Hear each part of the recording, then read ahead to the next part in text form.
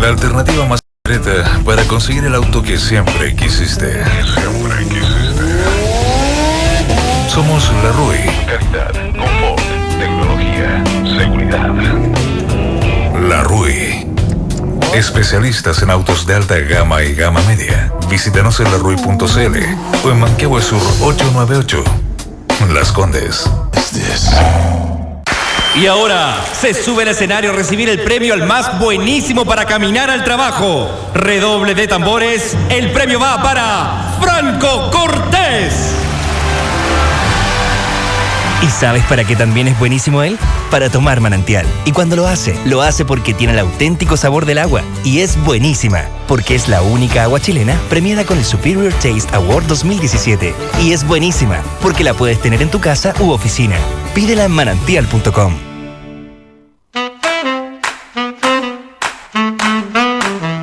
Los que sabemos de café, conocemos el secreto.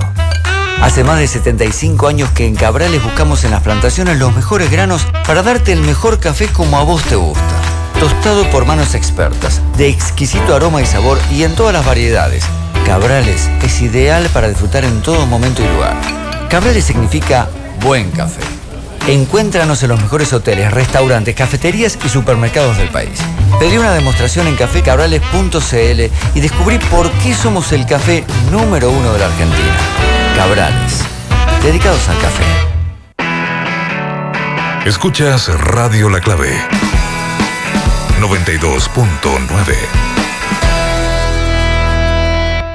Federico Sánchez te invita a reflexionar sobre las vueltas que da la vida. Un espacio diferente y creativo para descubrir a interesantes personajes. Pensar es clave por la 92.9.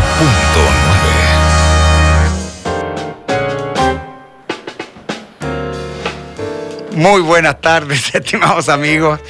Pensar es clave, lunes 23 de abril y por supuesto, como tenía que ser, no podía ser de otra manera, en el Día del Libro está con nosotros, efectivamente, el autor de un libro, este libro llamado Estimado Dr. Freud. Este señor que nos acompaña es don Mariano Rupertus. Él es, por supuesto, doctor en psicología y director del Magíster de Psicoanálisis de la Diego Portales. Así es. Bueno, y por supuesto, este libro lo escribió con el señor Mariano Ben Plotkin, ¿sí? Así es. También vinculado al mundo de la psicología, por supuesto.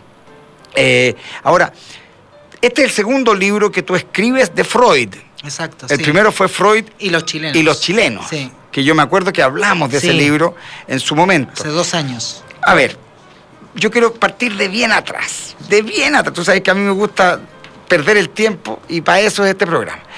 Tú eres psicólogo y doctor en psicología, sí, y un estudioso a concho de Freud, ¿sí? Ahora, ¿cómo podríamos entender de alguna manera la obra de Freud, ¿sí? A la luz de, por supuesto, el tiempo, porque yo encuentro que la obra de Freud ha ido fortaleciéndose en el tiempo más que debilitándose. Sí. La gente podría decir, no, eso ya fue, es anacrónico hablar de esta teoría del señor Freud. Y de pronto, por otro lado, ¿cierto? Vemos cómo pareciera que Freud era más que un señor inteligente, era casi un vidente en algunos casos, ¿no? Sí. Entonces, quiero que tú me ayudes para que le contemos a la gente esto de Freud, sí, de este señor que hace, ¿cuánto? Ciento y tantos años. El éxito fue hace 118 años. Por eso te voy a decir, alrededor de 100 años. Sí. Este señor se pega un alcachofazo que deja trazado, ¿cierto?, un camino en la psiquiatría y en la psicología para adelante, ¿no? Sí. Cuéntame, ¿cómo es? Y después vinculémoslo además con este Freud y los chilenos para que lleguemos a este estimado doctor Freud. Mira, es muy interesante la pregunta tuya porque uno tiene como muy naturalizado las categorías freudianas. Las tiene tan naturalizadas que uno habla de inconsciente, de represión, de neurosis, como si estuviera hablando con una especie como de lenguaje común y corriente, cuando en algún minuto fue un tecnolecto. Exactamente. En algún minuto eso fue un lenguaje. O sea, tú hace 250 años le decías a alguien, no, lo que pasa es que en el inconsciente... Y decía, bueno, ¿y qué es lo que es eso? ¿De qué me estás hablando? Exacto. O sea, es una suerte de glosario que justamente inaugura Freud. Exacto, y se popularizó a tal nivel que se convirtió en una especie como de lenguaje común. Y en ese sentido es muy interesante, porque la pregunta tuya dice, de lo que hemos visto y de lo que hemos revisado, es, por ejemplo, en Chile, habían presentadores. En algún minuto le decían a los chilenos, oiga, ¿sabéis qué? Hay un señor austriaco que está diciendo cosas sobre la sexualidad infantil. Entonces es bueno que usted lo sepa, porque usted es así. Usted, dentro de usted hay una especie de ser sexual, una especie de devorador, digamos, que se llama el ello, que usted tiene que controlar, digamos. Y la gente quedaba lela con eso. Entonces imagínate que antes la locura, antes de Freud, eran unos pocos sujetos, porque la teoría que dominaba era la teoría de la degeneración mental. Es decir, tú nacías loco y te ibas a morir loco. En cambio, con Freud se democratiza la locura. Esa es mi hipótesis, digamos. ¿Qué significa? Que todos nosotros tenemos una parte loca, y de ahí la importancia de la educación para controlar esa parte loca de cada uno. Esa suerte de ímpetu, ¿cierto? Impulso. Animal, o como queramos llamarlo. Claro, ¿no? Y ahí está siempre la fina frontera entre el instinto y la pulsión. Pero esa vida pulsional, ese clima de entreguerras mundiales, es el clima del éxito de Freud. Y fíjate además, Federico, que estamos hablando de una época donde no hay viralizaciones. Claro. No hay YouTube, claro. No hay Twitter. No hay Instagram. Y se trata de un sujeto que es un médico que tampoco, digamos, que era lo más pelo largo de su país, digamos, rodeado por sujetos que en su mayoría eran judíos, en un clima antisemita, y en un país que iba a la baja, digamos, como en Austria, ¿no? Se había acabado el imperio austrohúngaro, pero el socio se manda el éxito mundial. Ya. Hace una teoría que a los 10 años, piensa tú que la interpretación de los sueños, por eso te decía 118, es de 1900, o sea, el sujeto lo escribió en 1899, pero tiene una intuición que me hace acordar como el discurso de Allende. Perfecto. Cuando dice, puesto en un tránsito histórico, un sujeto que es capaz de, en esa conciencia histórica, que dice, yo lo voy a hacer 1900. Yo creo que acá tengo The Big Show. Y manda el libro, y fíjate tú que a los 10 o 20 años tiene una institución internacional, transnacional, éxito en Estados Unidos, éxito en Sudamérica, éxito en Europa completa. Entonces, ¿cómo le hizo? ¿Y él es de formación psiquiatra? No, él es de formación neurólogo. Es que eso es muy importante. Sí, pues él no era psiquiatra. No, eso se confunde la gente, porque la psiquiatría en ese tiempo tampoco estaba tan institucionalizada. No. Estaba haciendo un campo de distinción entre la neuropsiquiatría, digamos, lo que era muy incipiente, la neurología, y después se convirtió en una cátedra en sí misma, la psiquiatría, en un campo médico especializado. Perfecto. Entonces, Freud tiene esa ventaja que después se convierte en un boom literario, todo el posmodernismo, ¿no? Claro. Y fíjate tú que estando al lado de Francia, Freud entra por la literatura, no entra por la medicina. La valorización francesa de Freud, por ejemplo, es por lo surrealista. Perfecto. Y luego entra por la medicina. Entonces te fijáis que la penetración y la circulación del psicoanálisis no es un evento uniforme. Por eso a mí me interesa históricamente investigarlo. Porque tiene distintas entradas. No es unívoco. No, para nada. Esto es lo más híbrido que puede haber. Entonces tenéis países donde la gente dice que bueno Freud, pero la técnica está muy buena porque se habla de la profundidad, pero la teoría es media malena. Yeah. Entonces los argentinos, por ejemplo, decían, no, mira, mucho sexo. Así como los franceses. Ya. Y muchos médicos chinos también decían, no, eso es muy germano. Tipo. Es medio rústico pensar que todo es muy primitivo, pensar que todo es muy sexual. Y dice, las ideas son las importantes. Entonces disocian a Freud. Perfecto. Pareciera que lo van diseccionando. Según sus intereses y conveniencias, digamos. Perfecto. Entonces, fíjate tú que eso es lo loco, digamos, lo que le hacen decir a Freud. Ni siquiera lo que Freud dice. Claro. Entonces los chilenos se lo apropian. Y entonces tengo un estudiante de posgrado. Que de ahí surge este Freud y los chilenos. Exacto, porque... Por supuesto, que es tu primer libro de Freud. De Freud. Entonces, por ejemplo, dicen, gobernar es sublimar. ¿Te fijáis? ¿Y eso no lo dijo Freud? No, en la época del Frente Popular, digamos. Perfecto. ¿No? Entonces dicen, los gobiernos radicales, le mando un saludo a mi estudiante Felipe Caro, que hizo esa tesis, digamos, el tipo dice, se da cuenta que le hacen decir a Freud que gobernar es educar. Cuando Freud mismo, a la misma época, dice, hay 3 profesiones que son imposibles. Una es gobernar, educar, ¿verdad? Y psicoanalizar. Y los chilenos gobiernan con Freud, psicoanalizan con Freud y educan con Freud. Y siguen con 60 pulsaciones por minuto. Exacto. O sea, relajado. ¿Te fijáis? Entonces cambia la matriz semántica, porque los profesores dicen, por ejemplo, si hubiéramos tenido la capacidad de viajar al pasado y mirar la fotografía y están haciendo clase, los profesores dicen, acá estamos haciendo clase. Y después de Freud dice, acá estamos sublimando. Perfecto. Y te fijáis que hacen lo mismo, pero lo nombran distinto. Perfecto. Y ahí está la resemantización de muchas prácticas sociales, ¿no? Qué maravilla. O sea, es impresionante el impacto de una persona en la configuración de lo que llamamos mundo. Es espectacular ver el cambio de la visión antropológica. Impresionante. ¿Te fijáis? O sea, se empieza a decir, oh, discúlpame, lo hice inconsciente. ¿Te fijáis? Y eso trae muchos problemas. Claro, ¿no? claro. Piensa tú los juristas. Claro. O sea, perdón.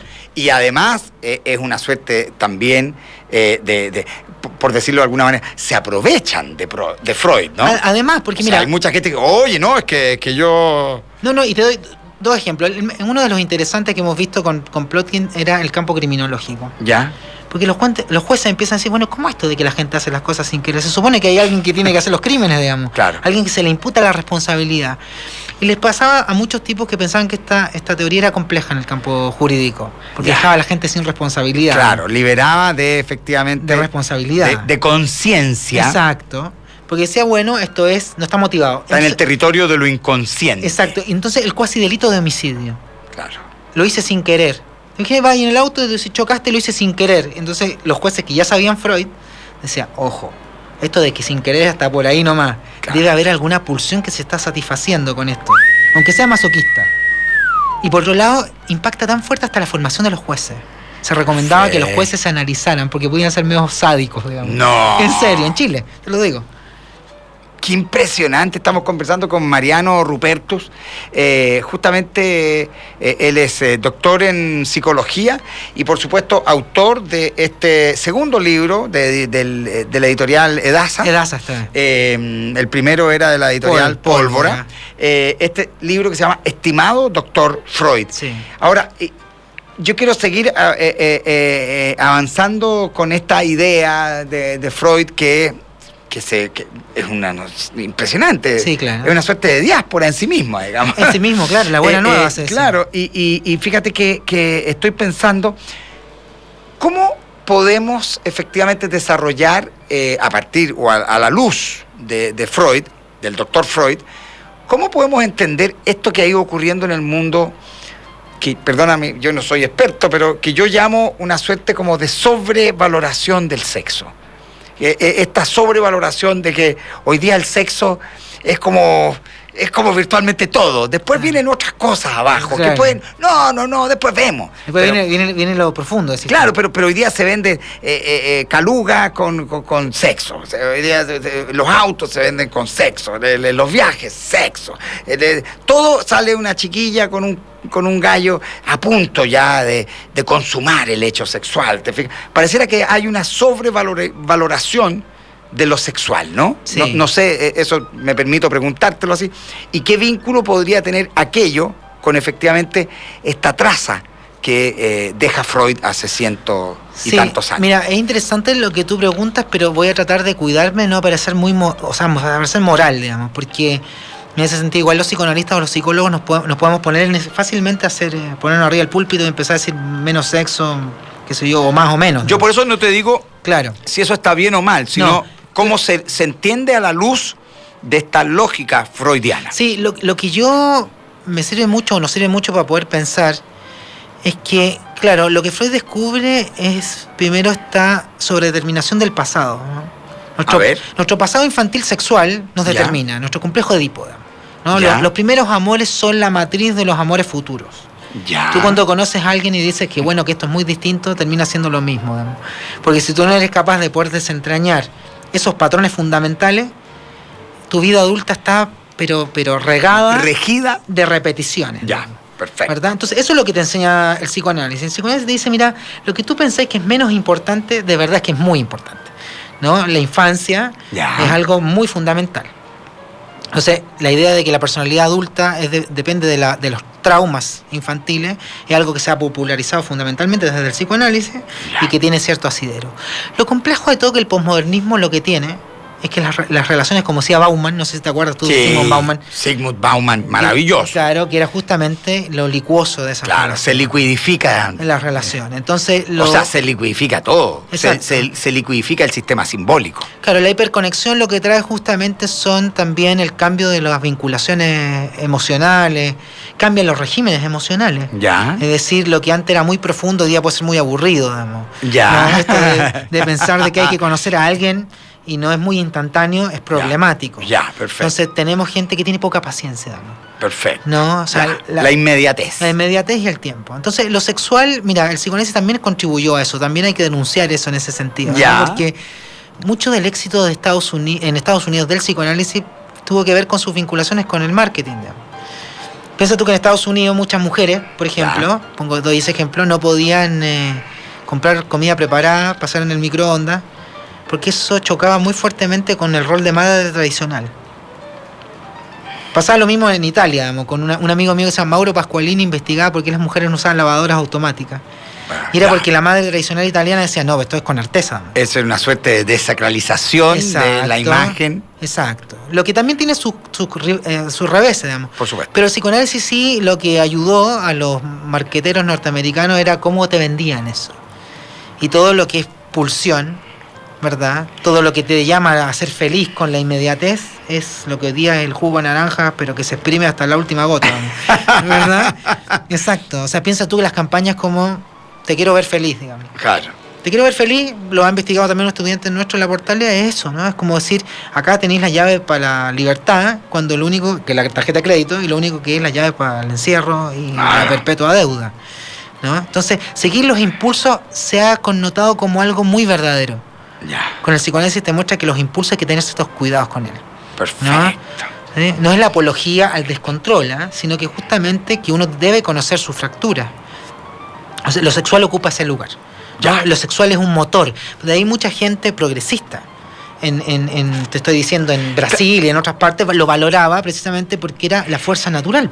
Claro. Psicoanálisis te mostraba una fuerza natural que era la fuerza de la naturaleza que habitaba. Sobre todo, además hay que ponerlo en un contexto en que efectivamente si alguien en el año 1300 hubiese hablado de la fuerza de lo natural, habría sido apedreado en la plaza, digamos. Porque por de pronto, porque estaba de alguna manera dándoselas de súper pulento y cercano a Dios y por lo tanto ya merecía morir. Y por otro lado, porque estaba poniendo a la naturaleza como algo bueno, que es algo que es muy relevante. Esa idea de que la naturaleza es buena, es bella, es fantástica y por lo tanto todo lo que ello conlleva es bueno también, es súper nueva. O sea, son 100 años, no es nada. Claro que sí. Yo siempre digo, fíjate que Vicente Huidobro hace su Non Serviam, que es este manifiesto donde el poeta declara la independencia respecto de la naturaleza, y eso en el año 1915. Exacto. ¿Te fijas? Exacto. O sea, había un vínculo con la naturaleza que era más bien conflictivo, ¿no? Una suerte de conflicto con ella. Y ahí está el choque que podemos, y el libro lo trata de mostrar muy bien, entre distintas sociedades latinoamericanas, donde por ejemplo tú pensás en Brasil, y Brasil habían tipos que decían, bueno, modernistas, decían, bueno, que bien Freud porque nos enseña a valorar lo racial. Perfecto. ¿No? Entonces tenía ahí otros médicos que estaban locos con blanquear a la población brasilera. ¿Ya? Entonces lo que servía el psicoanálisis era para entender la sexualidad de los negros. ¿Te fijáis? Y el ello era la parte oscura degenerada de la raza negra. Wow. Entonces la sublimación, así como en los chilenos, los médicos chilenos les permitía pensar en ciudadanos productivos, ciudadanos abocados al país, endulcorados con discursos nacionalistas, digamos. En Brasil era justamente la posibilidad de blanquear a la población brasilera. ¡Qué impresionante! Es muy impresionante. Entonces, por eso te digo que nosotros con Plotkin lo que buscamos también, por eso es historia cultural. Perfecto. No es historia de la psicología. No, por supuesto, esto no es un libro para psicólogos. Exacto, es la historia para todos. Por supuesto, es un libro que lo que pretende es justamente desde Freud mirar aquello que ocurre durante el siglo XX. Claro, capítulos locales, digamos. Ya, perfecto. O sea, nosotros creemos que estudiando el psicoanálisis tú puedes estudiar los países. Por supuesto. Porque se mete tan íntimamente en los distintos lugares que es muy interesante eso. O sea, de hecho la bajada es, estimado doctor Freud, una historia cultural del psicoanálisis en América Latina, ¿no? Exacto. A ver, y oye, y espérate, y en Argentina, ¿cómo pega Freud? Porque yo creo que es muy interesante. A mí me sorprendió mucho Brasil, cuando yo lo conocí hace unos 30 y algo años atrás. A ver, ¿cuánto habrá sido? Chuta, qué difícil. A ver, claro, 30 y... En los tiempos zona braga. 30 y tantos años atrás.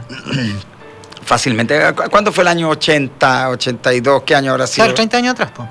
30, más, 38 años 82, atrás. 92, 2002, 2012, 36 años. Claro. Ya, puede ser 36 años, qué fuerte, 38 años atrás. Y yo quedé muy sorprendido en el momento en que llegué a Brasil por primera vez, porque efectivamente, a propósito de lo que estamos hablando, uno opera con una serie de imágenes, de juicios, Sí, ¿no? De estos juicios adelantados que vienen nutridos por una serie de historias, imágenes, en fin.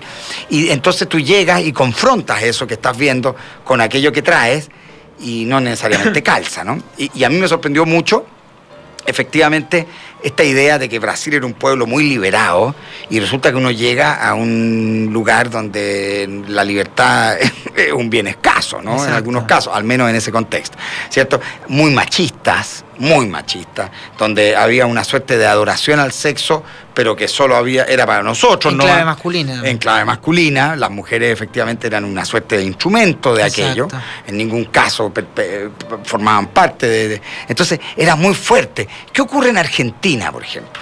O sea, en Argentina la llegada al psicoanálisis tiene distintos momentos, digamos. O sea, como te digo al comienzo, porque Chile, Argentina, fundamentalmente, están muy empapados en la cultura francesa. Ya. Entonces, eso repitió mucho la resistencia a la entrada al psicoanálisis en el campo psiquiátrico, al ¿Y menos. por qué francesa? ¿Porque los franceses son más lacanianos en eso? No, porque en esa época no había ni Lacan, digamos, te digo, Ya. como en términos culturales.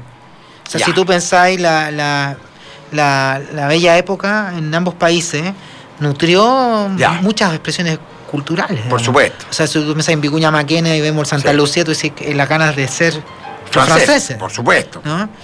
Ahí estaban los referentes. Esos son los referentes. Entonces, si los franceses decían que Freud era demasiado primitivo y poco fino, Ya. también decían ellos, no, mira, somos más bien franceses, preferimos ser janetianos. Ya. Y Pierre Janet era otro tipo muy famoso en la época.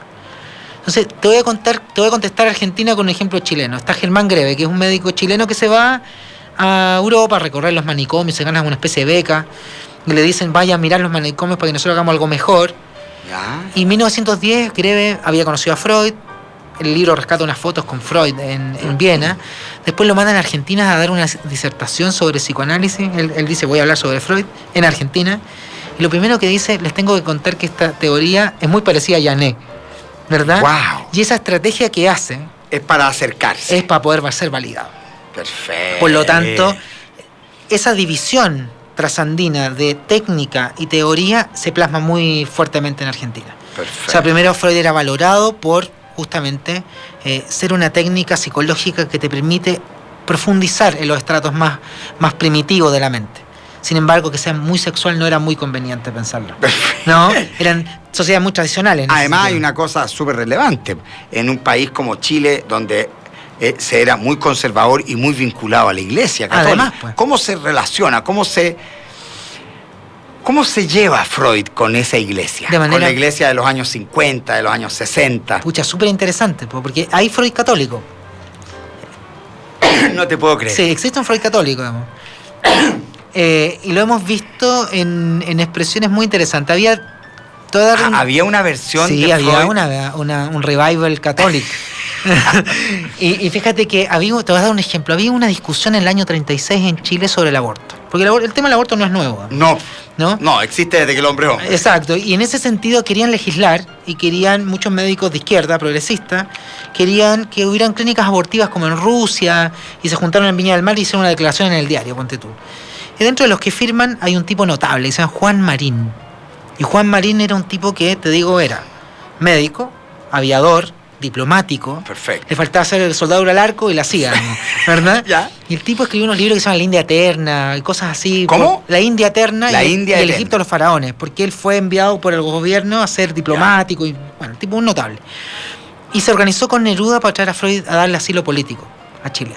¡Wow! Se organizaron los tipos con la Alianza Intelectuales para la Defensa de la Cultura. Mandan esta declaración y dice que hay aborto legal, porque muchas mujeres están muriendo. Freud dice que el sexo es tan digno en los hombres como en las mujeres. Perfecto. Entonces manda la declaración y al siguiente día, en el Diario Ilustrado, se manda la declaración en contra. Claro, porque eran muy conservadores. El Diario Ilustrado era como decir, era como el Mercurio, pero recargado. Digamos. Exacto, reload. Era más reload, digamos. Claro, claro. Y en ese sentido se manda la declaración y dentro de los declarantes nos dimos cuenta que estaba Fernando Allende Navarro. Perfecto. Y a pesar de que era Allende, ese señor era muy conservador. Por ¿no? supuesto, pero si los Allende eran muy conservadores. Exacto. Entonces, en ese sentido, se manda la declaración y dice... Perdón, siguen siéndolo en algunos casos. Bueno, dice no al aborto. Ya. Y él era... Y Fernando Allende Navarro era psicoanalista y se había formado con Roger, en Suiza. Perfecto. ¿Tú te- El del test de de Rothschild. Rothschild. Y lo cuidó hasta que se murió. Ya. ¿no? Él se murió de peritonitis, Rochard, muy joven, y el chileno estaba ahí a los pies de la cama cuidándolo hasta que se murió. Era su amigo. No te puedo Te lo digo. Y bueno, y ahí tú te das cuenta cómo había dos declaraciones, una de izquierda y otra de derecha, y los dos se decían que eran psicoanalistas. Juan Marín y Fernando Allende Navarro. Perfecto. Y estaba el espectro de llegada. ¿Te das cuenta? Y por lo tanto no había efectivamente por dónde agarrar. Exacto. A Freud. Entonces, la sublimación, que es llevar lo oscuro de la pulsión a lo sublime, la lectura católica, ¿cuál crees tú que era? Claro. Dios. Exactamente. Y lo que, sería la imagen perfecta de efectivamente la santidad. Digamos. Exacto. Y lo que hace la sublimación es de alguna manera, es casi sinónimo de santidad en clave católica, ¿no? Y si eso se lo hubiera contado a Freud, porque el libro se llama Estimado Dr. Freud por las cartas que los latinoamericanos le mandaban a Freud. Ya. Si le hubiera contado eso, al viejo se le cae el pelo, damos. Ya. Porque esa lógica. Lo que le iba quedando. Exacto, porque esa lógica de el confesionario y el psicoanalista, él trataba a toda costa de sacársela de encima. Porque toda la gente decía, bueno, ¿y qué diferencia hay entre ir al confesionario y ir al psicoanalista? Claro. ¿Y qué es esto que decía el tipo? Decía, mira, hay una diferencia que es única y fundamental. ¿Ya? El que va al confesionario sabe el pecado que cometió. El que va al psicoanalista no lo sabe. ¡Qué maravilla! Y ahí está el inconsciente. Ahí está la diferencia. ¿Sabe qué? Como se sabe que, doctor, me siento muy culpable y yo no sé de qué. Claro. En cambio, el otro, mire, hice tal cosa y el otro te tira la fórmula 3 Padre Nuestro y una Ave María. Claro, claro. Que en el fondo es el que la paga. Digamos. Exacto. ¡Wow! Entonces te das cuenta que ahí existen acomodaciones según intereses que el público local trató de hacer. Maravilloso. Estamos conversando con Mariano Rupertus, autor de este libro, Estimado Dr. Freud, una historia cultural del psicoanálisis en América Latina, de la editorial Edasa, junto a Mariano Ben Plotkin. Este libro ya está en todas las librerías disponible.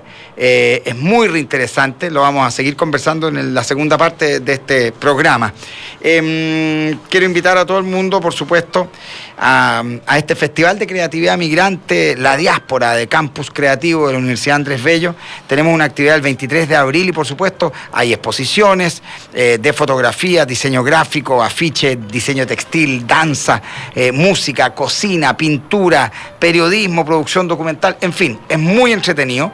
No se pueden perder el cierre del festival el día 5 de mayo a partir de las 16 horas. Van a estar aquí las puertas del campus creativo abiertas para que ustedes vengan. Así que todo el calendario, www.campuscreativo.cl de la Universidad Andrés Bello. Vamos a una pausa, seguimos conversando con Mariano Rupertus. Ya volvemos con Federico Sánchez y sus invitados, porque pensar es clave en la 92.9. Oye, eficiencia versus eficacia. ¿Qué me quieres preguntar? Yo soy feo, tú eres feo. No. Tú eres muy feo, Felipe, no te lo habíamos querido decir antes. Y te digo por qué no, porque yo he conquistado a las mujeres más lindas. Pero es que porque las conquistáis, porque eres eficaz. ¡Bien, maestro! ¡Adelante! ¡Aplicaste bien el concepto! Federico Sánchez y Felipe Izquierdo están en la 92.9. Usted es eficaz si escucha este programa. Por ejemplo. Puede ser eficiente que escuche otro programa, pero esto es eficaz. Exactamente. Esta es la manera más corta de entender su existencia. Es el mejor camino para entender su existencia. No es el camino. ¡Alabado seas! De lunes a viernes a las 7 de la tarde. Clave secreta. 92.9. Somos conversación. Somos la clave. Los que sabemos de café, conocemos el secreto. Hace más de 75 años que en Cabrales buscamos en las plantaciones los mejores granos para darte el mejor café como a vos te gusta. Tostado por manos expertas, de exquisito aroma y sabor y en todas las variedades. Cabrales es ideal para disfrutar en todo momento y lugar. Cabrales significa buen café.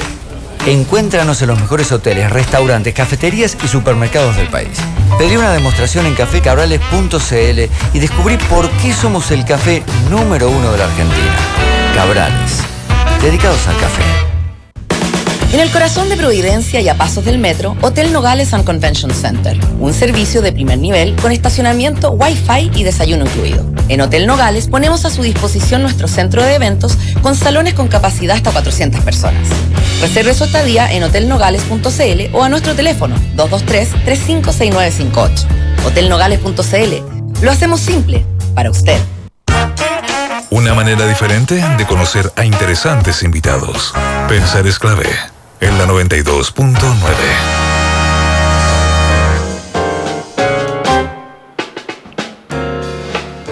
Estamos de vuelta en este Pensar es clave, el lunes 23 de abril, conversando con Mariano Rupertus. Él es doctor en psicología y director del magíster en psicoanálisis de la Universidad Diego Portales y autor de este libro, Estimado Doctor Freud, junto a Mariano Ben Plotkin. ¿Cuánto tiempo demoraron en este libro? Mucho. Del 2012 en adelante. Ya. De ahí empezamos el 2012, tuvimos un encuentro a propósito de lo que veníamos conversando en Río de Janeiro con gente que investiga historia del psicoanálisis y la psicología, y nos dimos cuenta que había una especie de trazado era como los puntitos, ¿te acordáis de esos antiguos juegos en los diarios? Nos dijimos, acá una constelación. Una constelación, tenemos que hacerla. Ya. Y ahí empezamos a recorrer distintas fuentes, y dentro de las distintas fuentes, mira, encontramos una carta de Freud en la Biblioteca Nacional, acá. Una carta de Freud. De Freud, que se la mandó. No, que se la enviaron a Freud. No, una carta de Freud a Juan Marín. Ya, perfecto. Entonces, ahí, o sea, hay todo un asunto epistolar y que está contenido en el libro. Sí, con repositorio. Que quiero que lo desarrollemos. En Londres, con gente que nos mandó cartas desde Argentina, y ahí vimos cosas muy rechoras. A ver, como por ejemplo. Por eso de Argentina. Ya. El padre de un colega historiador que se llama Horacio Tarcus, y el padre era un joven estudiante de medicina, y se encarga de mandarle una carta a Freud refutando, ponte tú, muchos de esos puntos. Digamos. ¿Ya? Se le manda una carta, qué sé yo, muy entusiasta. Pero lo curioso es que este señor no sabía dónde mandarle la carta, solo sabía que el tipo vivía en Austria. Entonces pone Sigmund Freud, Austria. Nada más. La carta le llegó a Freud. Y la carta le llegó. Le llegó a Freud. Qué maravilla. Eso, ya te das cuenta de la notoriedad de Freud, digamos. Pues si dicen, y de ese otro mundo que existió. Exacto, pues si dicen, no sé, capaz que en tu caso pase más, pues si alguien pone Mariano Rupertus Chile, no llega la carta. ¿No te fijáis? Pero hay que ser Freud para que te llegue la carta. Ya. Entonces, y Freud se encarga de ir punto por punto contestándole, cosa que con latinoamericanos no hizo mucho. Y eso también nos habla del imaginario de Freud con Latinoamérica. A ver. Eso me importa mucho. Eso es muy interesante porque Freud era un centro europeo. Ya. ¿No? Y él estaba formado con la cultura clásica, donde Roma y Grecia eran los centros fundamentales de la humanidad. Y Latinoamérica era. Y después habían unos guarenes alrededor. Y dentro del guarenismo yo creo que estaba sin duda Latinoamérica. Entonces, las cartas que nosotros pudimos detectar nunca tuvieron demasiada densidad, salvo en un caso. Ya. Y en el caso era con un peruano. Ya. Con un peruano que era un súper psiquiatra que se llamaba Honorio Delgado. Y Honorio Delgado tenía condiciones que no tenía el resto latinoamericano. Honorio Delgado venía de la clase alta de Arequipa. Ya. Honorio Delgado hablaba alemán.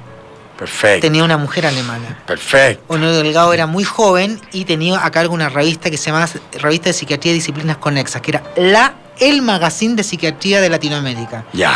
Y Freud dijo, bueno, acá tengo un buen discípulo. Aquí hay un gallo que vale la pena. Que vale mucho la pena. Y lo que hizo con él siempre fue correspondencia durante muchos años, digamos, hasta un añito antes de que Freud se muriera. Y Honorio Delgado también hizo su recorrido. De hecho, después se dio vuelta la chaqueta y se convirtió en un crítico súper importante del psicoanálisis. No te puedo creer. Inclusive hasta de morirse coqueteó, lo voy a decir, el libro lo dice, con el fascismo, Honorio Delgado. Y es espectacular ver ese recorrido. ¿Freud no tiene vínculo con el fascismo? Freud no tiene vínculo con el fascismo. No, así tanto como otros declarados, no, nunca. Sí, hubieron fascistas que coquetearon mucho con Freud. Por ejemplo, Mussolini. Por eso te lo decía, Sí, porque cualquier populismo creo que ve esto como una posibilidad extraordinaria. Exacto. De llegar a al superhombre. Al superhombre. Exacto. Y es curioso porque Mussolini, junto con otros, entre ellos también, yo te lo decía, Neruda y otros argentinos, le intentaron dar también asilo a Freud.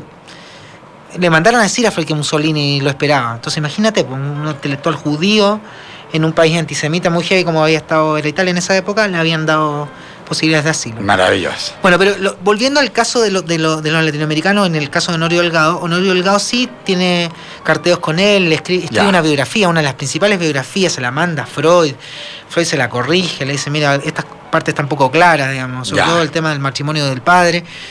Pero Honorio hace algo muy valioso para nosotros, digamos, como latinoamericanos, que es cachar el delay que hay entre el autor principal y el público. A ver, ¿cómo es ya? Sí, porque sí, es el como, descalce. ¿Te acordáis esa especie como de vía microondas antigua donde estaba Ray Bradbury hablando con Hugo Correa en un programa de Ya, televisión? perfecto. Un saludo y pasan 5 segundos y decía, acá estamos, ¿verdad? Entonces con Freud pasaba algo parecido. Entonces lo que hace este peruano es ponerle una foto para decorar el libro y pone Freud, Jung, Adler, Steckel, y eran todos los disidentes del grupo de Freud, digamos. Jung se había ido al inconsciente colectivo, ese sí coqueteó mucho más con el fascismo, digamos. Adler había hablado del complejo de inferioridad, se había alejado del complejo de Edipo freudiano. Entonces imagínate que lo interesante para nosotros es lo que Freud dice, pero también lo que Freud calla en las cartas. Freud también tiene muchas críticas para los tipos, pero no se las dice. Porque imagínate, pues como yo te dijera, no sé, Ratzinger y el padre Hurtado son lo mismo. Claro. No es lo mismo.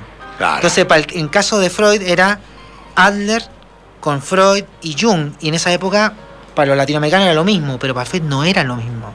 Entonces, ¿qué hace Freud? Le dice, mire, lo único que le pido, por favor, corra mi foto al ladito de ese caballero, porque no es lo mismo. Le dice, sáqueme del lado de la mueca de Adler, le pide. ¿No? Y era Adler así en una foto media rara. Entonces, Freud fue súper tolerante hasta que le pedían afiliación a la Sociedad Internacional. Ahí se acababa la tolerancia. A ver, ¿cómo es? Entonces le dice, oiga, mire, profesor, estamos un grupo de brasileros, hemos fundado una sociedad local, queremos asociarnos a la Sociedad Internacional de Psicoanálisis. No. ¿Sabe qué? Por ahora no, y trataba de dilatar la cuestión lo que más podía. Pasó con los prólogos. Ya. Honorio Delgado se manda un libro y le pide a otro señor que se llama Abraham, súper importante, psicoanalista de esa época, que estaba con el circuito de Freud, oiga, prológueme el libro, para mí sería un honor. Y Abraham se complica todo, porque dice, oiga, profesor, ¿qué le parece? Y dice, dale nomás, si no hay problema, ¿no? Prologa el libro. Y había otro que era Ernest Jones, que era un súper biógrafo de Freud, que cuando sacan las obras completas de Freud en inglés, él prologa el libro. Perfecto. El estudiante prologa al maestro. Y cuando discuten internamente le dicen, oye, le quiero decir al colega Abraham que me disculpe, porque yo no tengo la humildad que tiene él. Wow. Y Abraham le contesta, pero mire, colega, le dice, usted tiene claro que no es lo mismo los prólogos que le piden a ustedes los que me piden a mí. No. Exacto. Ah, ya, o sea, había una. No es lo mismo un peruano que Freud. ¿Cachai? O sea, en ese sentido, los latinoamericanos igual entran en una especie como de bolsa de comercio intelectual. Ya, perfecto, ¿verdad? perfecto. Y eso lo revela en el libro.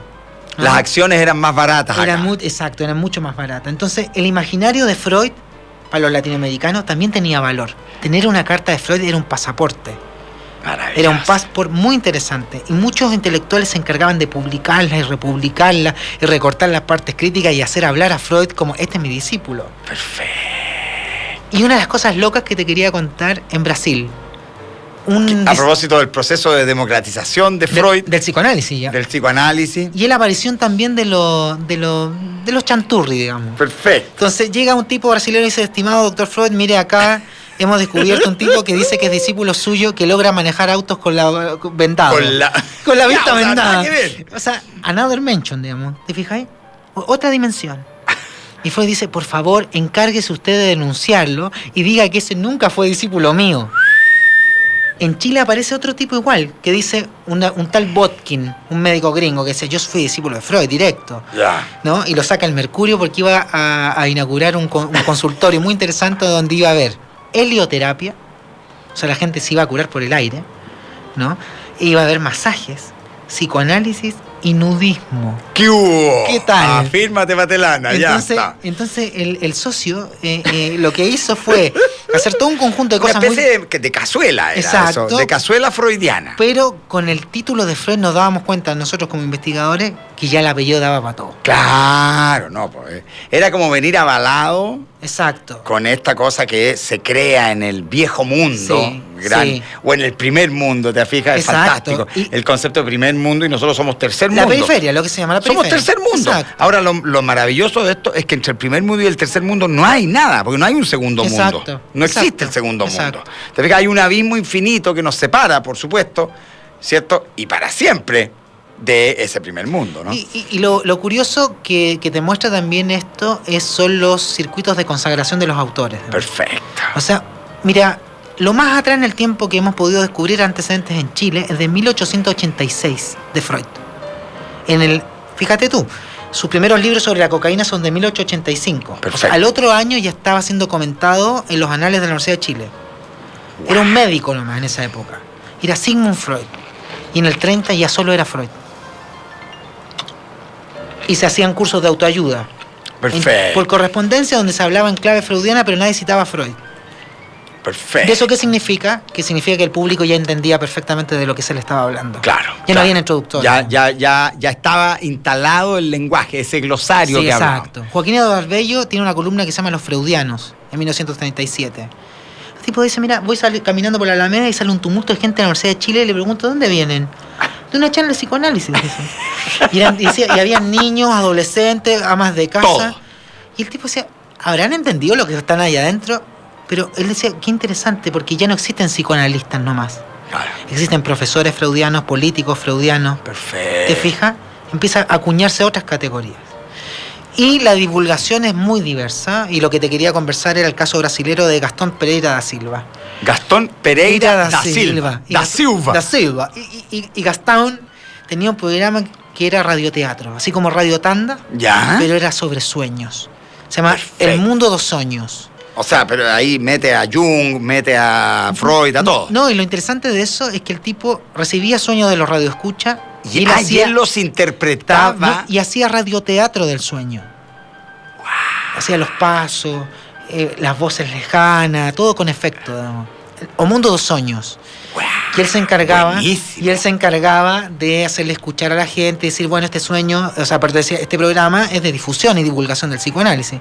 Y tú escuchás el programa porque está disponible de escucharse, y estáis de repente, bueno, escuchando el programa y dice, un comercial de salsa de coquiño, y ahí te das cuenta de todo el mix cultural en ese sentido. Freud circula por distintas vertientes, digamos. Qué fantástico. Estamos conversando con Mariano Rupertus, que junto a Mariano Plotkin escriben este libro, Estimado Doctor Freud, una historia cultural del psicoanálisis en América Latina. Y para, no sé cuánto llevamos de tiempo, ¿usted me puede marcar el tiempo? Perfecto, fantástico. Ahora, cuando estamos hablando de Freud fundamentalmente y su vínculo con Latinoamérica, yo te quería hacer una pregunta que no necesariamente tienes que responderla. ¿Qué pasa con el resto del mundo? ¿Freud, los vientos lo traen desde Europa hacia América o también llega hacia otras partes? ¿Qué pasa con África? Sí. ¿Qué pasa con Asia? Sí. ¿Con China? Sí. Con no sé? Mira, en términos internacionales, el psicoanálisis ha tenido distintas capitales Ya. y ha tenido distintas lenguas francas, podríamos decir. Ya. O sea, piensa tú que en un inicio es Alemania, es Viena, Berlín, ese es el eje que domina la Ya. cuestión. Austria, Alemania. Y el psicoanálisis es una disciplina germana. Luego de eso viene el nazismo, y ¿qué hace con los psicoanalistas que eran todos judíos? Salen apretando los que pueden, dentro de ellos Freud. Y se va a Londres. Y ahí cambia el lenguaje y se convierte en una disciplina norteamericana anglosajona. Anglosajona. O sea, Londres y Nueva York, y ahí viene Woody Allen, el jazz y todo lo que tú quieras, ¿eh? Perfecto. El Que en el fondo Exacto. es como efectivamente eso llega a otros formatos. Exacto. Al cine, El a la cine, música. el análisis eterno de Marilyn Monroe. Claro, o el free jazz Exacto. claro, perfecto. Va por ahí, ¿no? Maravilloso, de Miles Davis. Miles Davis, está el mundo norteamericano. Luego de eso, Francia, en los 60. En los 60, Francia, Lacan, lo que tú decías, y todo el psicoanálisis francés tiene un boom Ya. muy heavy, digamos, en ese sentido. También los golpes de Estado latinoamericanos en los 70 llevó mucha gente a Europa a formarse a Francia, a formarse a España, a Barcelona. Se convirtieron todos lacanianos, digamos. Y luego de eso vuelve a Latinoamérica. Y hoy día te diría, sin temor a equivocarme, esto cada vez que puedo lo digo, el psicoanálisis es una disciplina latinoamericana. No te puedo creer. Sí, y Buenos Aires es la capital mundial del psicoanálisis. No te puedo creer. Te lo tengo que decir. Es decir, según el número de personas que lo practica, que lo consume, números de publicaciones, es sin igual en ninguna parte del mundo. ¿Y a qué se podrá deber? ¿Cómo se explica eso? Sí, eso se explica, lo hemos visto y con Plotkin hemos tenido algunas interesantes conversaciones al respecto, y vamos a usar el concepto de Norbert Elias, digamos, el hábitus nacional. Hay algo de la historia de los países que tú decías, Mira, tú cuando vas al extranjero, tú dices, venga que este es chileno, decís tú. Ya, un poco la idiosincrasia, hay la llamada... una moneda acuñada. Perfecto. Con eso, en términos culturales. Somos todos distintos, pero somos todos iguales. Y eso iguales se llama hábitus nacional. Hábitus nacional. O sea, tenemos una historia... Una suerte de genius loci. Tenemos una historia que nos empapa. Y lo que vimos en el caso argentino, claro, que tiene que ver, bueno, piensa tú, movimientos populares como el peronismo, la fuerza que tuvo el peronismo, las dictaduras latinoamericanas y Argentina como una de las más horrendas, y el psicoanálisis también ayudando a entender lo traumático en ese sentido, y cómo el psicoanálisis calza bien, y lo he escuchado no solamente en Plotkin y algunas otras personas, como el carácter melancólico de los argentinos. Piensa tú el tango, el amor por la madre. O sea, la mamá del tango ya no puede ser más edípica. Claro, es como ver Volver al Futuro, ¿te acordás de ese que se va a enamorar de la mamá? Claro. Es como... Bueno, y Evita Perón, que no deja de tener parte de... Y la psiquiatría comunitaria, todas esas cosas que tuvieron un desarrollo muy interesante en el ámbito hospitalario, digamos. Aprovecho de me pidieron que mandara un saludo a mis colegas del Sótero del Río. Perfecto. ¿No? De la Unidad de Salud Mental. Hay gente con quien estamos trabajando ahí, me acordé ahora para que no se me vaya. Perfecto. Bueno, a propósito, yo siempre he relacionado la palabra Sótero del Río con algo soterrado. Entonces, a propósito de inconsciente. Claro, a propósito de saludista público, Sótero del Río. Pero no sé por qué siempre Sótero del Río me imagino un subterráneo, fíjate. Bueno, la gente que es psicoanalista ahí está trabajando con lo profundo, eso te lo podría garantizar. Perfecto, maravilloso. Claro, entonces, el psicoanálisis hoy día, te digo, es una disciplina latinoamericana. De hecho, hoy día la Sociedad Internacional de Psicoanálisis tiene una presidenta. Perfecto. Y es argentina. Perfecto. Es una psicoanalista argentina. De nuevo volvemos entonces. Volvemos ahí. Están todos los signos. Exacto. Y lo que tú me preguntabas sobre Japón, sobre la India, hay recepción en esas partes, digamos. Y la gente trataba también de compatibilizar los indios. Trataban de compatibilizar, un psicoanalista de apellido Bosse trataba de compatibilizar este Edipo de Freud con la familia en la India, ¿no? Y eran bien distintos, digamos. En Japón también tratan de cómo hacer esto del doble sentido con lenguaje que son íconos, ¿cachai? O sea, cómo uno tiene doble sentido con lenguajes así, digamos. Y hay gente que se está descrestando para poder hacer eso, ¿no? Y hay recepción en Oriente del psicoanálisis. O sea, el psicoanálisis está en todas partes. Ahora, yo pensaba, porque, claro, este proceso que tiene 100 y tantos años. Sí. Y que, claro, tendrá que ver... Aquí sí me voy a meter en un terreno fangoso, pero total. Estamos conversando con Mariano Rupertus, autor de este estimado Dr. Freud, junto a Mariano Plotkin. Y quiero meterme en algo bien complejo a propósito de Zygmunt Bauman, cierto que tú lo nombraste en algún momento a la pasada, y de esta historia del freudismo, no sé cómo se podrá decir. ¿Será... o cuánto más bien será el impacto de esta manera, ¿sí?, de pensar, de ver efectivamente la naturaleza humana de Freud con el proceso de relativización simbólico al que ha entrado y ha sido sometido Occidente, digamos, ¿cierto? Es decir, este proceso de relativización simbólica que Zygmunt Bauman llama liquidificación, ¿cierto? Donde efectivamente las fronteras empiezan o más bien los límites empiezan a transformar en fronteras, donde las cosas empiezan a tener menos forma y estar menos contenidas que antes, donde estos límites entre el bien y el mal empiezan a relativizarse. ¿Cuánto de eso, perdona, es una pregunta súper especulativa, pero me encantaría escuchar tu interpretación? ¿Cuánto de eso crees tú que surge desde esta idea, ¿cierto?, de Freud? Porque más que mal es de alguna manera el que inaugura una suerte de, ¿cierto?, formalmente, de relativización, ¿no? Cuando empieza a decir, ojo, el sexo, mira, no es lo que usted piensa, tiene otras interpretaciones. No es lo que usted piensa, la religión no es lo que usted piensa. No es lo que usted piensa, te fijas, usted no es tan consciente como usted piensa. Por eso se llama como la tercera herida narcisista de la humanidad. Perfecto. Mira, dentro de las cosas que hoy día estoy haciendo... Que no sé si me entendiste la pregunta, que no es una pregunta, es más bien una cuestión. O sea, es para reflexionar al respecto. Mira, dentro de las cosas locas que hice me decidí doctorarme en historia. Y estoy investigando, junto con mi tutor, sobre la experiencia de aceleración del tiempo en Santiago de Chile. Perfecto. Por ejemplo. La aceleración del tiempo social. La transformación del tiempo, no solo de la perspectiva perceptual, sino también operativa. Exacto. ¿Cierto? Es impresionante. Entonces estoy revisando la llegada. Perdona, ¿puedo interrumpirte? Sí. Es que de eso lo hablábamos el otro día con un amigo. Sí. Y claro, un amigo mío que debe tener 70 y algo años, y él me decía, espérate, no es razonable que uno conteste más de 1 o 2 cartas al día. Exacto. ¿Te fijas? Cuando uno vive en un mundo donde te llegan, en mi caso, a veces 50 correos al día, 60. Es horrible. O sea, no tengo ni una posibilidad. Exacto. No tengo ni una posibilidad. Exacto. Entonces, ¿por qué? Porque si contesto los 60, primero dejo de tener vida. Luego, si contesto los 60, seguramente los voy a contestar mal. Claro. Por lo tanto, ¿qué hago? Claro, Entonces, ¿y qué tiene que ver con el fenómeno? Lo que hemos estado revisando, imagínate, son los diarios obreros. Ya. Los diarios, los zapateros, los tranviarios. Y cuando la experiencia de aceleración del tiempo empieza a afectarlos y empieza a enfermarlos. Ya. Especialmente. Es decir, una cosa es la instalación del capitalismo, el taylorismo, el fordismo, pero también es el mundo eléctrico, Perfecto. la vida acelerada. ¿No? Piensa tú que antes eran las increíbles experiencias de viajar a 20 kilómetros por hora. Claro. ¿No? Y que se regulaba la velocidad con el trote de un caballo. Un poco lo que ha hecho Tomás Rasuri, digamos, que ha podido investigar eso. Por supuesto, Tomás. nuestro investigador Sí, de aquí del exacto, campus acá yo me junté creativo. con él a propósito de eso, ¿no? Maravilloso. Y hemos visto cómo el psicoanálisis tenía la esperanza para algunos médicos de hacer más fuerte a los tipos. Porque la experiencia urbana te mata. Era fuerte. Te mata. Es decir, piensa tú lo que eras loco. Yo veía en el caso de una revista, Auto y Aéreo se llamaba la revista, y te empezaba a promocionar los autos y empezaba a denunciar cómo los niños en la calle morían atropellados. Y yo decía, ¿por qué los niños en la calle morían atropellados? Bueno, los niños patipelados, digamos, entre comillas, los niños abandonados de la calle, era porque nadie podía calcular bien cuánto corría un auto.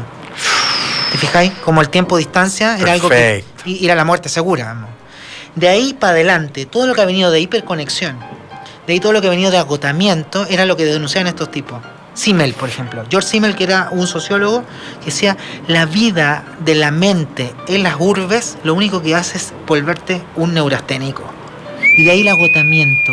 Y ahí viene toda la lógica que tú me querís preguntar, como, piensa tú neoliberal. Claro. ¿Qué te hace creer el neoliberalismo? El emprendimiento. Claro. Todo depende de ti. Tienes que gestarte a ti mismo. ¿Qué es lo que más se vende? Lo veo con mis pacientes, por ejemplo. Claro. Energéticas. Claro. Y la energética es como la pila que te falta. Claro.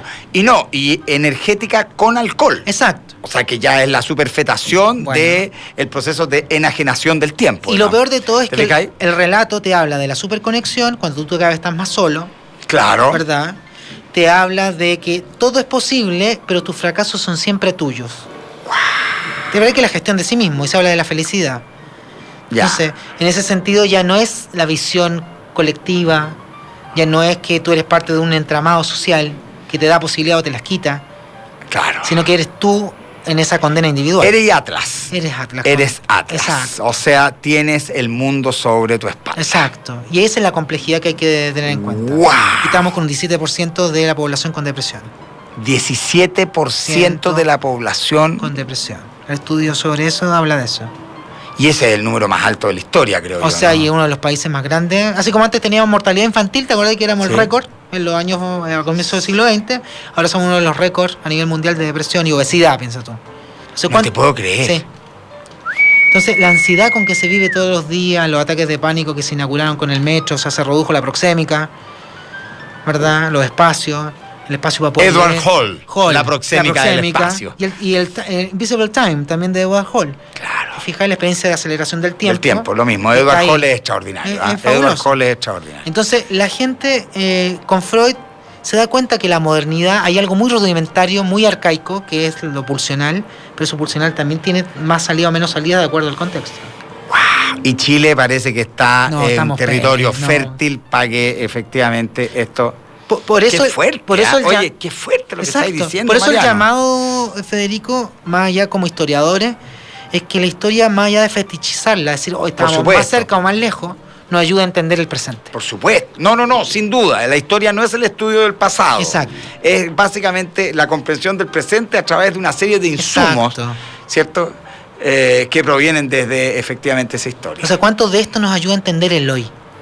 ¿Cuánto de lo Ahora, es bastante poco auspicioso con lo que estamos cerrando efectivamente Está como oscuro, esta conversación, pero Sí. me parece que, bueno, lo único que se puede hacer es efectivamente entregar herramientas para que uno tome sus decisiones. O sea, asumo, una cuota ¿no? de realismo no viene mal, digamos. Perfecto. A mí no me parece mal. Claro, es una cuota de realismo no viene mal. Esa es la frase, ¿no? Exacto. Esa es la frase. Conversando con Mariano Rupertus, que junto a Mariano Plotkin escriben este libro, estimado Dr. Freud, una historia cultural del psicoanálisis en América Latina, y que, claro, autor también del libro Freud y los chilenos.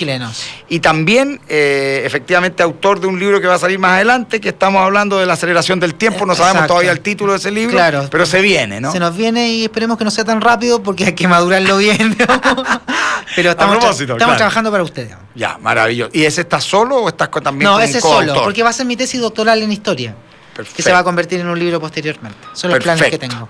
Maravilloso, maravilloso. Entonces, bueno, muchísimas gracias efectivamente al doctor en psicología y director de este magíster de psicoanálisis de la Universidad Diego Portales. UDP. Mariano Rupertus, junto, insisto, a Mariano Ben Plotkin.